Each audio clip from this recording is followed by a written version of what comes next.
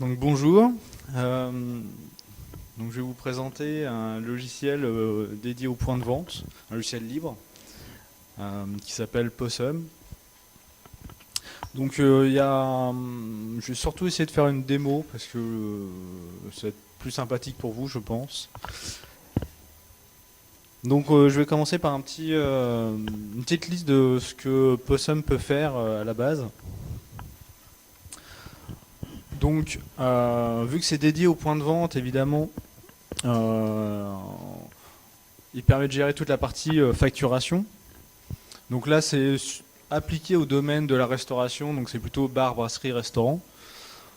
Dans l'absolu, ça pourrait s'appliquer à n'importe quel type de vente, parce que, a priori, c'est assez flexible. Euh, pour la restauration, il permet d'imprimer des tickets, donc les tickets de facture, mais également les tickets cuisine pour demander au cuisinier de faire tel plat dans tel ordre, etc. On a une partie pour afficher les rapports. Donc les rapports, vous pouvez choisir ce que vous voulez comme rapport. Est-ce que vous voulez les indicateurs, les chiffres? Est-ce que vous voulez des graphiques sur les jours, les mois, les années? On va voir ça tout à l'heure. On peut définir différents types de permissions, évidemment. Un point de vente, souvent, il y a un PC, je dirais pas en libre service, mais quasiment pour tous les serveurs qui se trouvent, par exemple, au niveau du bar ou au niveau d'une caisse. Évidemment, ici, il ne faut pas le laisser avec les droits administrateurs. Les droits administrateurs, ici, appliqués à ce logiciel, c'est modifier la carte, modifier les prix, des choses comme ça. Pour un produit, on peut gérer plusieurs types de TVA. Par exemple, sur place à emporter ou des TVA pour certains types de produits. Est-ce que c'est de l'alcool ou pas? En tout cas, en France, les TVA ne sont pas les mêmes. Gérer une surtaxe. Dans certains bars, ils doivent payer un certain prix à la mairie pour l'utilisation d'une terrasse. Du coup, certains restaurateurs appliquent une surtaxe pour la consommation en terrasse quand c'est pas lié à de l'alimentaire. Donc, je vais revenir après, parce que du coup ça fait une matrice assez complète pour pouvoir dire qu'est-ce qui peut activer la surtaxe ou pas. Et accessoirement, vu que c'est le PC qu'il y a dans le restaurant, il y a un lecteur, un mini lecteur de musique qui permet de gérer des playlists pour l'ambiance de la salle. Donc voilà un bref panel de ce qui est possible. À l'heure actuelle, en tout cas, il y a des choses qui ne sont pas possibles avec Possum. C'est notamment contrôler un tiroir caisse euh, et, euh, et par là même d'être connecté à un moyen de paiement. Alors pourquoi c'est pas possible? Parce que il manque des ressources. Si vous voulez faire un patch pour le faire, il n'y a pas de problème. Mais à l'heure d'aujourd'hui, c'est pas possible. Hmm. Donc on va passer là, il y a quelques schémas pour expliquer un peu l'infra technique. Euh, comment Possum s'organise. Donc la version actuelle est full web. Il vous suffit d'un navigateur. Donc du coup ça marche avec des téléphones Android, avec enfin, n'importe quel périphérique, que ce soit mobile ou un PC. Vous avez juste besoin d'un navigateur web. Donc au niveau de la machine qui va héberger Possum, il s'appuie grosso modo sur ces différentes briques qui sont Django. Donc le langage qui est utilisé pour le développer, c'est du Python. On utilise le framework Django pour toute la partie web. Django, lui, peut utiliser différents types de bases de données. Donc là, c'est la partie technique. Donc là, j'ai mis SQLite, mais il gère du MySQL, du Postgres, c'est à vous de choisir. Au niveau de l'interface, il y a un cache qui est fourni par Memcache et c'est le serveur web Apache qui fournit les pages. On utilise deux librairies JavaScript, trois même d'ailleurs, j'ai oublié. Il y a jQuery, HighChart pour faire des graphiques qui sont assez joli, qui vous permet en plus, en passant la souris au-dessus du graphique, d'avoir la valeur du pic ou de l'endroit où on se trouve, ce qui est plutôt sympathique. Et j'ai oublié de mettre à jour le schéma ici, on utilise Bootstrap aussi. Parce que il y avait une demande pour avoir une interface responsive design, donc qui s'adapte en fonction du périphérique qu'on utilise. Et donc toute cette partie-là est maintenant quasiment finie. Parce que là, il y a une version qui va sortir. Normalement, on voulait la sortir pour les RML Edge, mais on était un peu en retard. Donc elle va sortir dans la semaine, où toute l'interface est entièrement en Bootstrap. Enfin, responsive design, mais en utilisant ce framework. Donc voilà pour la partie technique. Là, normalement, pour la suite, on n'a plus besoin de la partie technique. Un exemple d'utilisation, d'installation typique, ça va être un PC, souvent avec un écran tactile, parce que pour les points de vente, c'est quand même plus pratique, qui est connecté à une imprimante, qui va permettre de sortir des rapports en mode texte, enfin des rapports, pour éventuellement la compta, les rapports de TVA, etc. Et aussi les factures pour les clients. On peut avoir en salle plusieurs serveurs avec des périphériques mobiles pour saisir les commandes directement en salle. Donc ça nécessite en plus que vous ayez un réseau Wi-Fi, évidemment.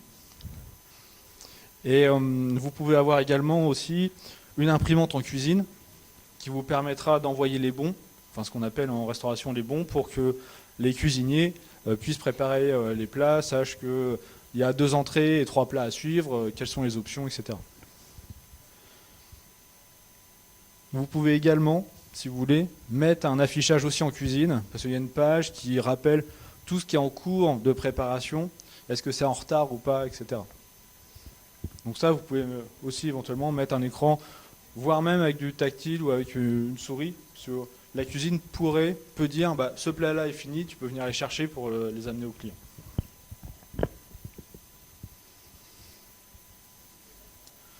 Donc du coup, au niveau de la facture, on a un cycle de vie plutôt simple. Vu que c'est dédié au point de vente, la facture est un peu le point central quand même de l'appli. La première étape, c'est de créer la facture. Donc, elle va être associée à une table, à éventuellement un nombre de couverts. On va pouvoir ajouter ou supprimer une liste de produits. Ajouter ou supprimer une liste de paiements. Il peut y avoir un ou plusieurs paiements, suivant différents types de paiements. Vous pouvez envoyer en cuisine les différents plats, choisir que, par exemple, vous avez 3 entrées, vous avez 2 plats, mais vous voulez que les 2 plats arrivent en même temps que les entrées. Vous pouvez dire, bah, on envoie tout en même temps en cuisine et tout doit être préparé en même temps. Ouais, et vous pouvez supprimer en cas d'erreur. Voilà. Ça reste tout à fait standard. Là où c'est un peu plus compliqué, c'est ce dont je parlais tout à l'heure, c'est gérer les surtaxes possibles, le type de TVA en fonction de la salle où on se trouve, etc. Donc ce schéma-là va permettre d'expliquer un peu tout ça. Donc au niveau de la facture, on a 2 paramètres. Est-ce que c'est sur place ou à emporter? Ceci va nous permettre de pouvoir savoir quelle TVA on doit appliquer à la facture. Est-ce que c'est la TVA sur place qui va être prise ou la TVA emportée? Ces 2 types de TVA, on va les définir au niveau de la catégorie qui contient des produits. Typiquement, on va avoir une catégorie entrée, une catégorie plat et une catégorie par exemple alcool. Et dans alcool, on peut avoir plusieurs catégories alcool si on veut. Et les TVA vont être associés à un ensemble de produits plutôt qu'à un produit. Pour être relativement flexible par rapport à tous les besoins, etc., on n'avait pas prévu tout ça à la base, mais on a dû le repenser en cours de route. Donc on peut avoir des catégories qui sont surtaxables. On a des catégories qui peuvent annuler la surtaxe. Parce que des restaurateurs ont dit, bon, moi je paye pour la terrasse, si on boit un coup en terrasse, je veux appliquer une surtaxe de 20 centimes. Par contre, si les gens restent manger, je ne veux pas leur appliquer les surtaxes. Donc voilà, on a rajouté un ensemble de choses, pour gérer tout ça. Je ne l'ai pas précisé au début, mais le projet est assez jeune. Il doit avoir, il a 6-7 ans d'existence à peu près, dont 5 ans de manière, je veux dire, pas publique. Et c'est seulement depuis 2 ans où il y a un site web qui a été mis en place et vous pouvez l'utiliser à peu près simplement. Enfin, beaucoup plus maintenant, en tout cas, qu'il y a 2 ans, où c'était quand même plus difficile. Donc bref, catégorie qui contient des produits. Et il y a un petit cas particulier. On peut avoir des produits qui contiennent eux-mêmes des produits. Typiquement, les menus. On n'a pas voulu séparer... un menu est un produit un peu particulier, mais c'est un produit. Donc on a préféré le gérer de cette manière-là. C'est-à-dire que c'est un produit qui peut contenir des catégories. Je vais vous le montrer tout à l'heure, parce que là, ça ne va pas être très clair. Donc pour finir, pour cette histoire de surtaxe, TVA au niveau catégorie. Et pour faire le lien entre j'applique la surtaxe ou pas, il y a une table, vous définissez la table sur votre facture. Est-ce que c'est une table au rez-de-chaussée, une table qui est en terrasse? Est-ce que c'est le bar? Est-ce que...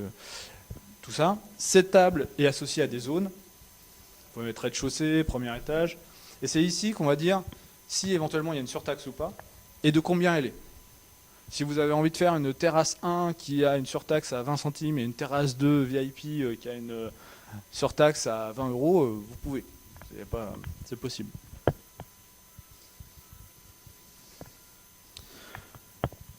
Donc, une fois que vous l'avez installé, il y a plusieurs étapes de configuration à faire. Donc, pour ça, on va carrément utiliser, si j'y arrive, le site de démo. Voilà. Une fois que, la première étape d'installation, il y a à peu près 2 commandes à taper. On a beaucoup simplifié cette étape-là. Et dès que c'est fini, vous tombez, vous pouvez accéder directement à tout via l'interface graphique, via l'interface web. Pardon.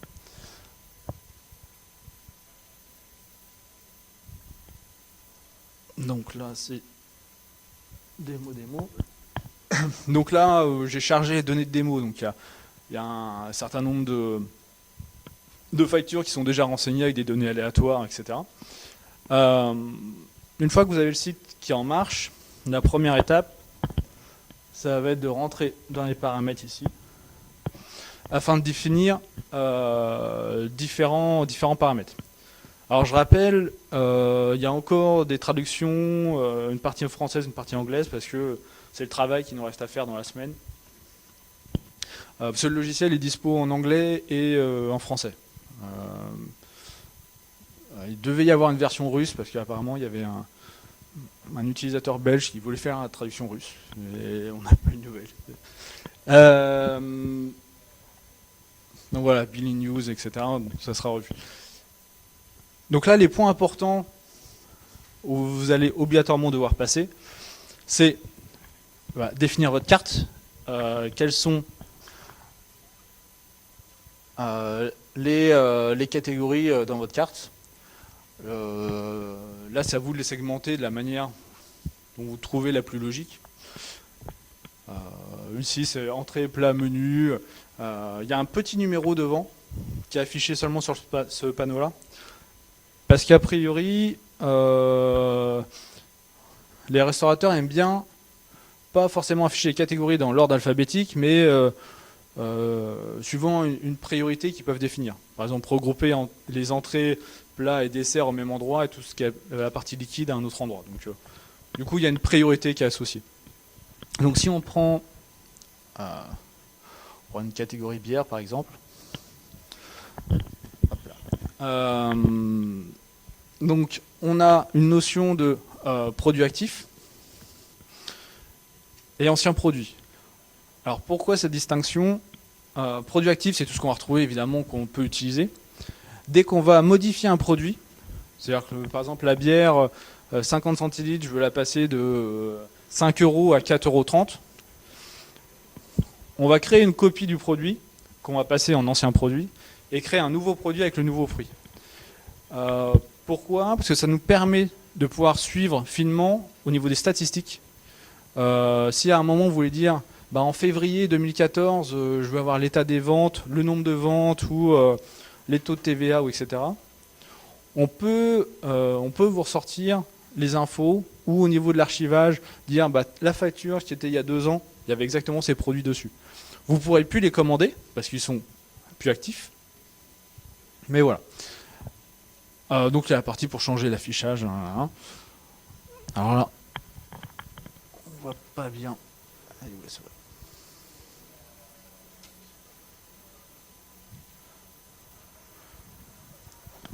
Il y a les différents paramètres, est-ce que c'est surtaxable ou pas, etc. quoi. Les types de TVA. Donc ça c'est la partie carte, on va définir les produits dedans. On peut définir des... c'est où éventuellement, la notion de note, c'est... on a toujours, enfin les restaurateurs ont toujours des demandes un peu curieuses par moment, qui ne peuvent pas rentrer dans les cases. Donc il y a un champ texte disponible sur chaque facture, enfin au moment de la saisie des produits par les serveurs en salle, ils peuvent rajouter un champ texte pour dire bah, cette personne veut très très bien cuit et avec seulement un haricot vert. Enfin, des trucs qu'on n'a pas dans des cases. Donc ça va les rajouter. Et toute note créée va rester. C'est-à-dire que si une personne l'a demandé, peut-être qu'une deuxième personne à un moment va le demander aussi. Vous en tant que manager, vous pourrez supprimer les notes si vraiment vous trouvez que là ça sert à rien. Donc ça c'est pour gérer l'exceptionnel. Pour gérer le standard, typiquement on a un plat, on va prendre ça. Par exemple l'entrecôte, on a défini le prix et pardon. Il y a ces catégories, ça change pas. Où vous allez pouvoir le dire, il y a des options sur ce produit, sur ce plat. Il y a un accompagnement.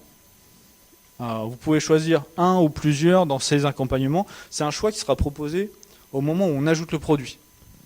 C'est-à-dire qu'obligatoirement, vous avez mis au moins une option. Quand vous allez ajouter le produit, vous allez tomber sur un panneau qui va vous demander quelle option vous voulez. De la même manière, si vous choisissez, vous indiquez ici que le produit a une cuisson, automatiquement dans le panneau d'ajout de produit fait par le serveur, il va avoir un panneau qui va lui demander de choisir la cuisson. On va essayer d'optimiser un peu la saisie des produits au niveau du service.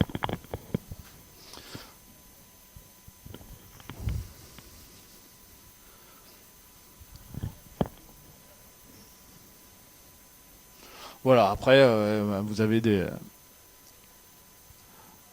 gestions de salle pour dire quelles sont vos zones, les tables qui sont à l'intérieur, les imprimantes.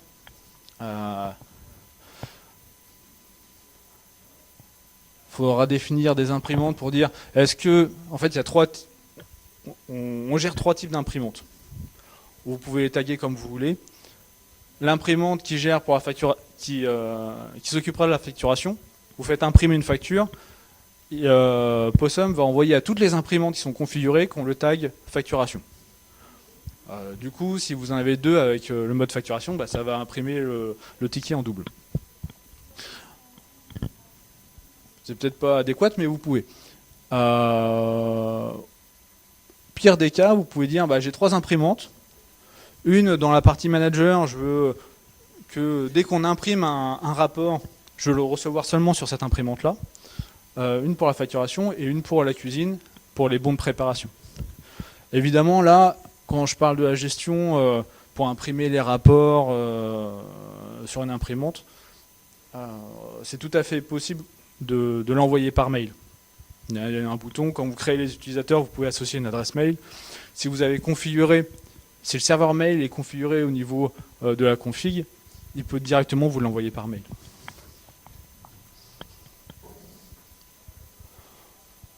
Voilà, et c'est ici où vous allez pouvoir mettre, par exemple pour la facturation, souvent ce qu'on fait, c'est sur les en-têtes de tickets, dire je veux mettre le nom du resto, l'adresse, les heures d'ouverture, toutes ces choses-là.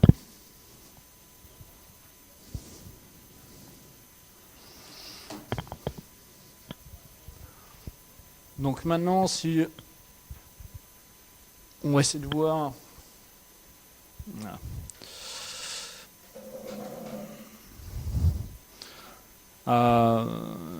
Des exemples d'utilisation.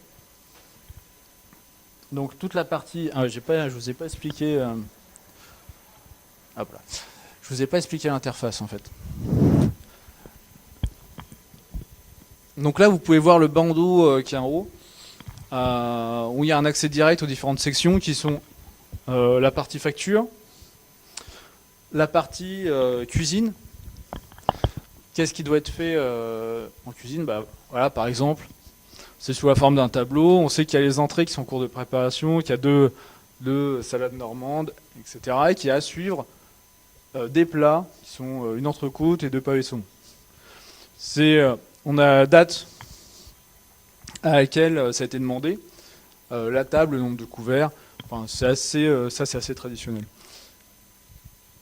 Si la cuisine est équipée d'un écran ou d'un périphérique, c'est ici qu'il pourra indiquer, ok, là j'ai fini les deux salades, vous pouvez venir les chercher pour aller les servir en salle. On a la partie gestion de musique qui est ici. Voilà, j'ai pas de serveur qui tourne, donc ça marche pas. La partie vente, c'est ici. On va à la fin de la journée, au milieu de la journée, dire alors quels sont les résultats. Ça, c'est seulement pour la partie pour les managers. Donc il y a deux types de rapports qui sont les modes texte, où vous allez avoir les chiffres. On va prendre.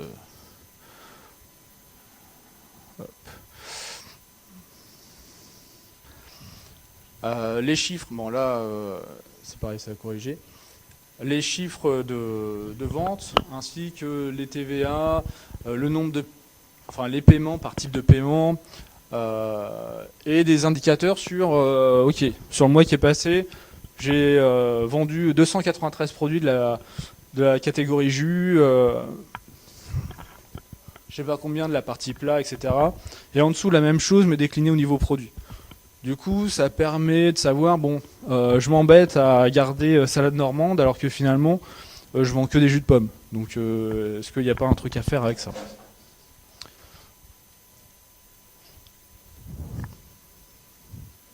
Et donc là, grosso modo, il reste 5 minutes, normalement. Donc, je vais finir avec la présentation là, de l'écran principal. On a des produits. Donc, je vais prendre une facture.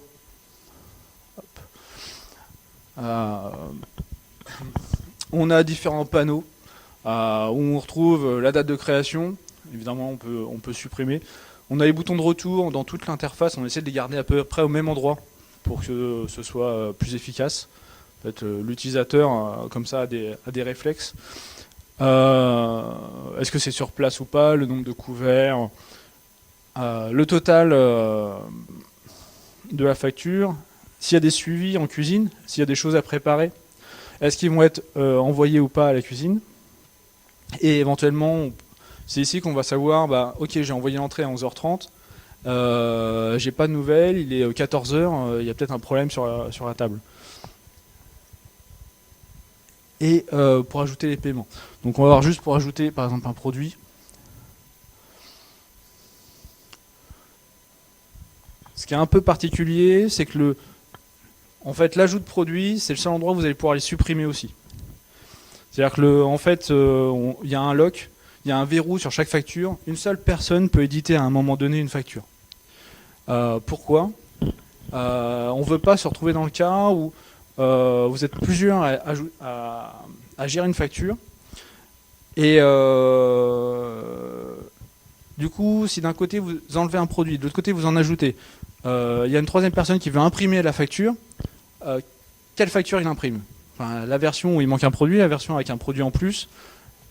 Donc voilà, il y a un verrou qui est mis par produit. Évidemment, le manager, dans la partie settings, à un panneau pour voir si quelqu'un est bloqué sur une facture depuis 2 heures et a peut-être fait une erreur, donc on peut lui faire sauter le verrou. Donc voilà, en bref, ici vous choisissez, je vais ajouter un menu, enfin une entrée, un buffet, hop, ou je vais en ajouter 4. Hop. Du coup ici,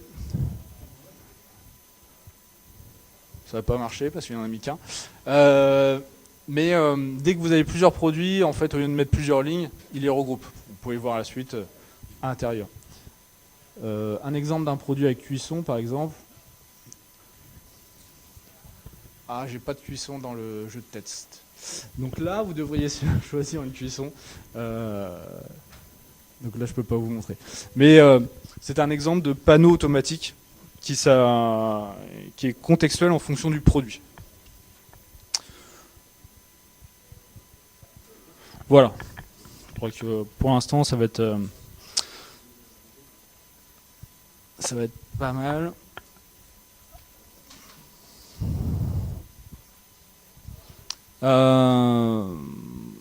Voilà, pour finir, les prochaines étapes. Donc le Possum, c'est un projet plutôt jeune, hein. Je le rappelle, là, la version qui sort, c'est la 0.6. Donc on a fait beaucoup de versions en 0. quelque chose parce que on répond à la base fonctionnelle au corps, enfin vraiment à la base. Il y a plein d'extensions possibles, mais on n'a pas beaucoup de ressources. C'est purement un logiciel libre, il n'y a pas du tout de boîte derrière. Moi, j'ai un autre travail à côté. Enfin, à la base, c'est un besoin parce que mon frère a ouvert un bar-resto et il n'y avait pas de logiciel, donc voilà. Donc ça évolue, mais doucement. Et voilà, donc dans les projets, on va essayer de faire des vidéos tuto parce que y a une grosse demande là-dessus. Passer à Python 3.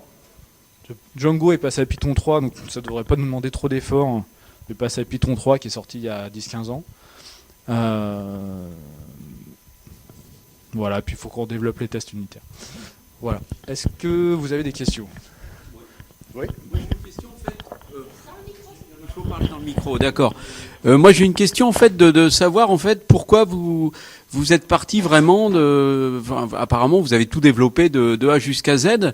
Vous avez jamais envisagé par exemple d'interfacer cet outil qui est intéressant pour gérer le point de vente avec d'autres applications par exemple qui peuvent servir davantage pour la gestion générale, parce que finalement quand vous vendez des plats, vous tapez dans un stock, quand vous tapez dans un stock, faut le réalimenter. Enfin, par exemple, personnellement, j'utilise Dolibar. Est-ce qu'il n'y aurait pas été possible d'envisager au moins une partie dans Dolibar, quoi? Alors, je pense que oui. Ça aurait été tout à fait envisageable. Là, ça a été fait comme ça parce que au moment où le projet s'est lancé, au moment de l'ouverture du resto de mon frère, il y a donc ça veut dire 7-8 ans, j'ai fait un rapide tour des solutions point de vente. Je connaissais pas du tout le domaine et je suis tombé sur Open Bravo, sur différentes solutions qui étaient adaptées au point de vente, mais pas du tout aux besoins que mon frère exprimait. Donc à la base c'est parti de là. Et effectivement, on n'a pas regardé du côté d'Olibar ou il y avait OpenERP, je crois aussi. Enfin, il y a plusieurs solutions de ce type-là. Ça aurait pu être une solution. Pourquoi pas, peut-être un jour. C'est vrai que pour l'instant, tout le code de base est plutôt mature. Donc pour l'instant, n'ayant pas beaucoup de ressources quand même, on va rester là-dessus, mais ça aurait pu être une très bonne solution. C'est aussi. Et justement, l'utilisateur a pas émis de besoin dans ce domaine. Justement, toute la partie gestion des stocks et puis commande fournisseur, par exemple. Comment il fait concrètement? Il utilise une autre application indépendamment de la gestion de son point de vente, ou comment ça se passe? Alors, il y a des besoins sur notamment ce qu'ils appellent les fiches produits éventuellement et gestion de stock qui sont liés. Effectivement. Aujourd'hui, lui, pour cette partie-là, à proprement parler de gestion de stock, il n'a pas d'outils. D'ailleurs, je ne sais pas comment il fait. Ça va être une version à l'ancienne, papier-crayon, je pense. Je sais que pour toute la partie compta un peu plus évoluée, il utilise un autre logiciel libre, qui est pas GNU Cache, mais Grisby, merci. Voilà. Mais effectivement, il y a un besoin et ça aurait pu être sympathique de connecter ça sur des choses qui sont matures. Là, moi, j'ai pas mal de personnes qui me parlent de Dolibar, par exemple, en ce moment, qui a l'air de très bien marcher. Mais voilà, peut-être pour le futur. Je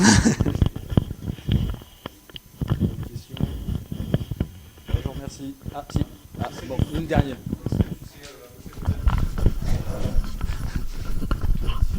Est-ce que tu sais à peu près combien tu as d'utilisateurs? Est-ce que tu as des retours justement plus... Enfin, parce que du coup au début je me demandais comment tu avais monté ton cahier des charges plus ou moins, mais après tu l'as dit à la fin que ça venait du restaurant de ton frère. Mais du coup est-ce que tu as des retours sur des demandes de fonctionnalités, des évolutions Alors pas beaucoup, je pense que on doit pas être très nombreux en termes, enfin ils doivent pas être très nombreux en termes d'utilisateurs. Il y a quelques retours, donc le projet est sur GitHub, donc il y a des tickets, donc il y a quelques retours. J'ai cru comprendre que il y avait plusieurs installations qui avaient été faites, mais j'ai pas de retour à proprement parler. Ce qui va peut-être changer avec la version qui va sortir là, parce qu'on a, je vous ai pas montré, mais on a mis à jour un panneau qui permet de mettre à jour en fait le produit via l'interface web. Et pour faire ça, il fait une requête à un site web pour avoir le nom de la dernière version. Donc du coup là on va peut-être pouvoir avoir une stat, savoir est-ce que juste on est moins de 5, on est plus de 10, voilà. Okay. Mais aujourd'hui on n'a pas d'indicateur là-dessus. Et tu es tout seul à bosser dessus? Principalement, oui. Ok. Bon, donc c'est bien. Voilà, ça avance doucement. Je vous remercie.